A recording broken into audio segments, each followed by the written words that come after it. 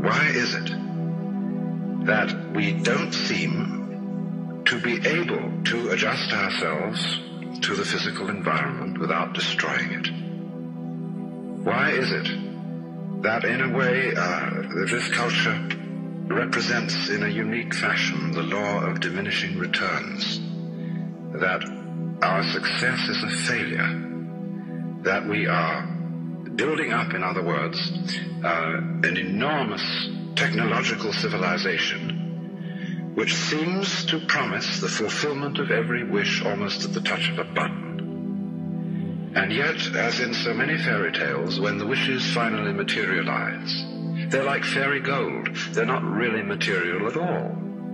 In other words, so many of our products, our cars, our homes, our clothing, our food, it looks as if it were really the instant creation of pure thought.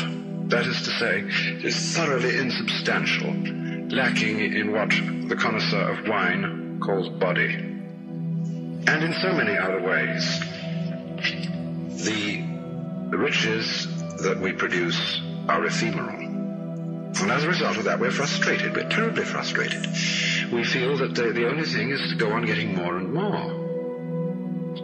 And as a result of that, the whole landscape begins to look like the nursery of a spoiled child who's got too many toys and is bored with them and throws them away as fast as he gets them, plays them for a few minutes.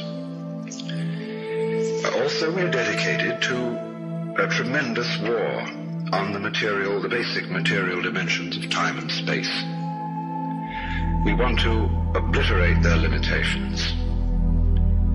We want to get everything done as fast as possible. We want to convert the rhythms and the skills of work into cash, which indeed you can buy something with, but you can't eat it. And then rush home to get away from work and begin the real business of life, to enjoy ourselves. You know, for the vast majority of American families, what seems to be the real point of life, what you rush home to get to, is to watch an electronic reproduction of life. You can't touch it. It doesn't smell, and it has no taste. You might think that people getting home to the real point of life in a robust material culture would go home to a colossal banquet or an orgy of lovemaking or a riot of music and dancing. But nothing of the kind. It turns out to be this purely passive contemplation of a twittering screen. You see mile after mile of darkened houses with that little electronic screen flickering in the room. Everybody isolated, watching this thing, and thus in no real communion with each other at all.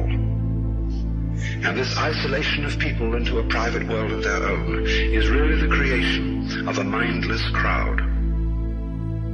And so we don't get with each other, except for public expressions of getting rid of our hostility, like football or prize fighting. And even in the spectacles one sees on this television, it's perfectly proper to exhibit people slugging and slaying each other, but oh dear no, not people loving each other, except in a rather restrained way.